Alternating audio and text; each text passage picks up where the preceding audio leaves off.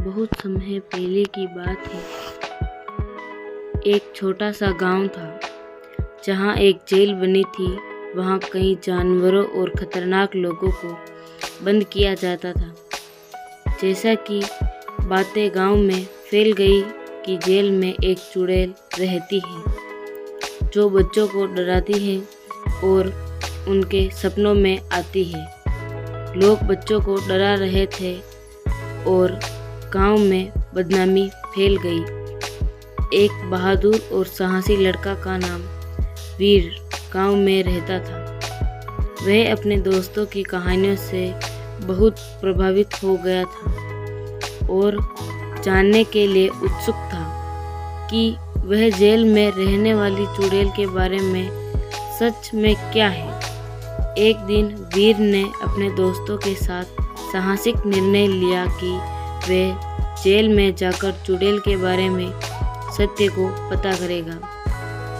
वे निगाह मोड़ते हुए जेल की ओर बढ़े। जब वीर और उसके दोस्त जेल पहुंचे तो वे देखा कि वहां पर कोई चुड़ैल नहीं थी। उन्होंने जेल में रहने वाले कुछ बंदियों से पूछा, क्या यह सच है कि यहाँ चुड़ैल रहती है जो बच्चों को डराती है और उनके सपनों में आती है? बंदियों ने उन्हें एक दिलचस्प कहानी सुनाई। वे कहते हैं कि बहुत समय पहले जब यह जेल नहीं थी तब यहाँ एक विदुषी और कालिनी चुड़ैल रहती थी। वह बच्चों को डराती थी और उनके सपनों में आती थी, लेकिन फिर एक आदमी ने उसे यहाँ बाहर निकाल दिया।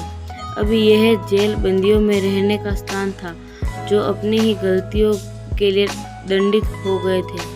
वीर और उसके दोस्त ने समझ लिया कि यह कहानी बस एक कथा है और चुड़ैल के बारे में कोई सच्चाई नहीं है। वे अपने गांव लौटे और इस कथा को लोगों को साथ साझा किया। जेल की चुड़ैल की कथा से बच्चों को एक महत्वपूर्ण सबक सीखा। न किसी को बिना सच्चाई के दोषी ठहराए और न ही किसी व्यक्ति के खिलाफ बिना प्रमाणित किए हुए उन्हें दोषी ठहराए।